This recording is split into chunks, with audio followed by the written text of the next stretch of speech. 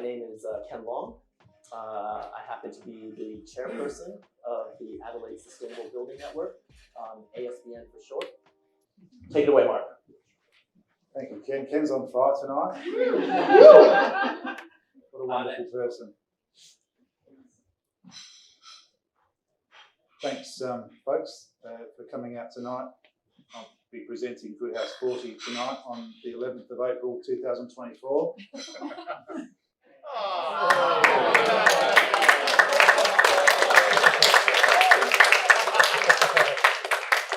Can you see how I cunningly put 2 stars where the age was? 3 headings up. So I've got a beautiful organic apple for the person who's brave enough to guess my age.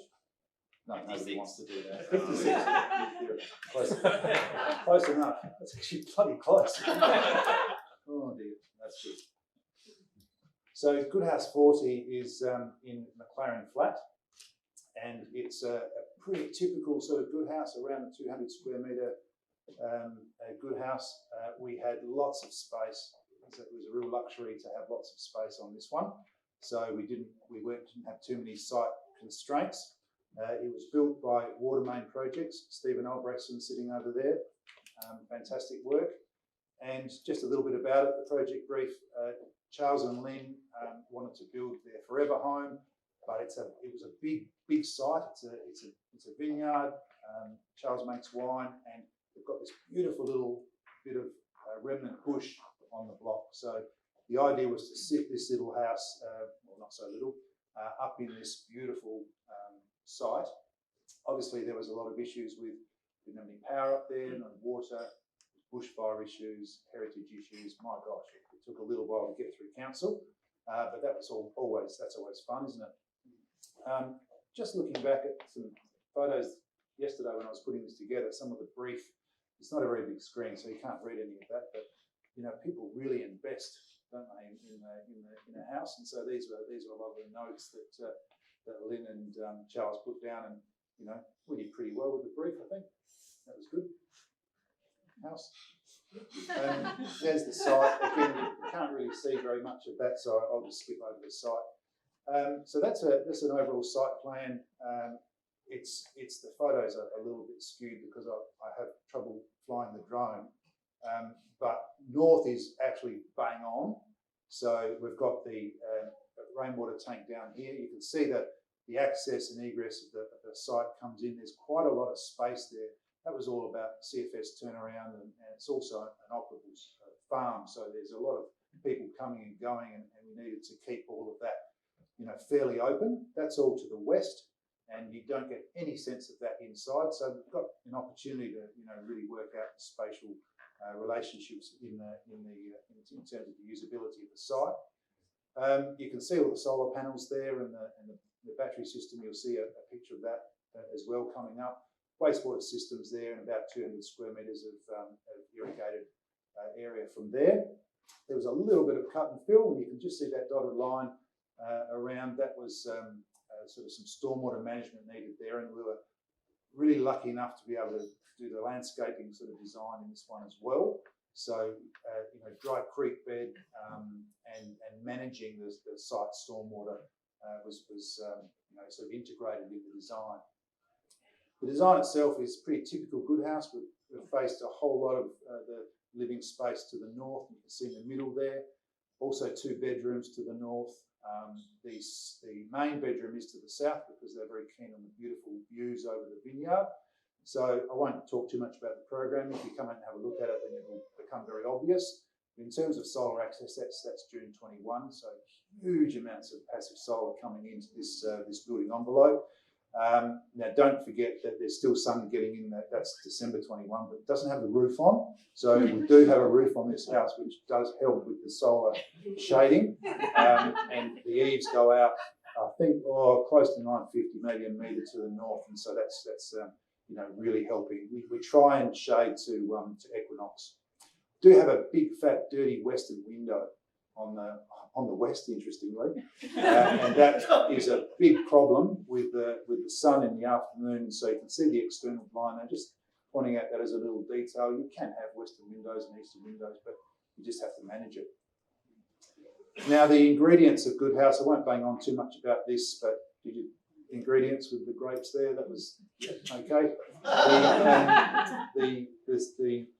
The stick timber framework is what we use. 140 studs. I think a lot of people use that now, which is good. It's the right thing to do. It means you can get enough insulation in there. We've got our thermal mass. We use a waffle pod slab, meaning that we've got a good level of insulation from the ground, quite economically. And we use internal thermal mass walls. These ones are round earth, so you can see all of those elements there. And then we just use an absolute enormous amount of insulation, sort of double code. We try and get 4.5 R4, 4.5 in the walls, and 6+ in the roof there. So when that's all lined up and sealed with 3.5 kilometres of silicon, then we get a very tightly sealed envelope, able to be tightly sealed envelope, and that really obviously assists with the passive solar design and the performance of the house. Oh God, the wrong button. That's the battery system. So it's only a 13 kilowatt PV system with about 30 kilowatts of battery, and that didn't look enormous, but it's enough. It's doing what it needs to do, and that's just in the garage. So that big square sort of box on the ground there, that's actually the battery. So I mean, from 15, I think the first solar system I did was probably about 15, 20 years ago. It was a whole room of batteries. It was an absolute mess, and struggled and was using the generator quite a bit. So that was sort of interesting to see that cutting edge tech there.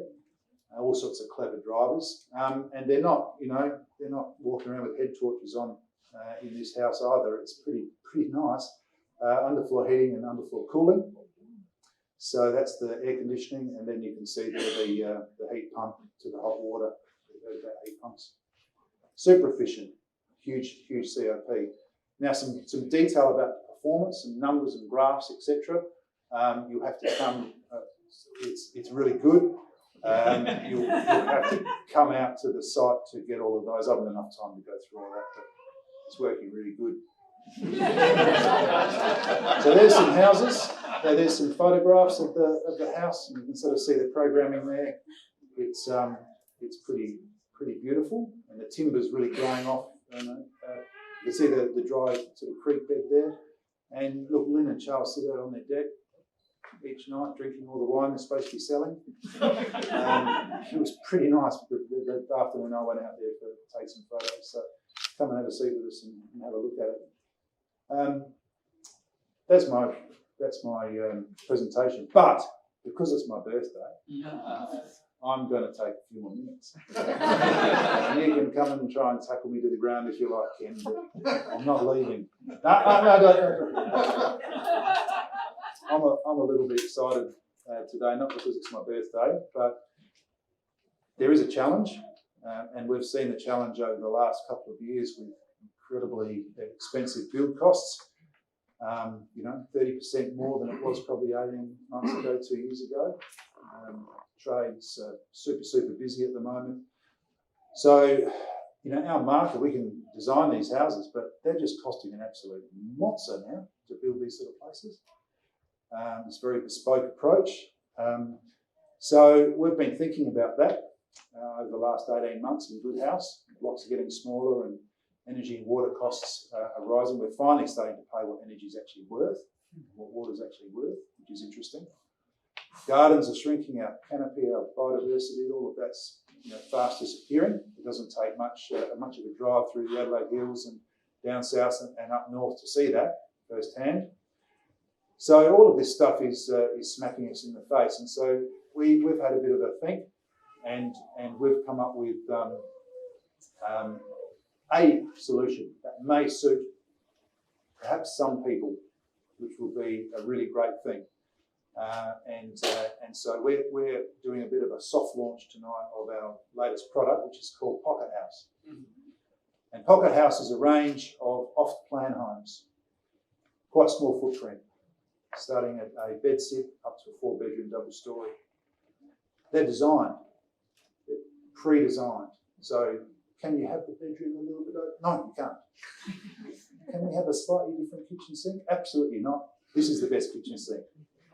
So it's all set, and we've been working with our 3 builders, and we've developed a fixed price pocket house scheme so that people can actually have an option to the other project homes that are out there.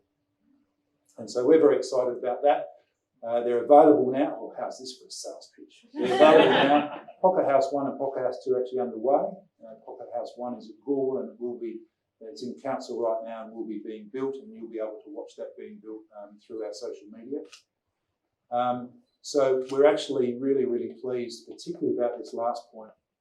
Pocket House is not a poor cousin to Goodhouse. The ingredients are exactly the same, and the performance will be exactly the same.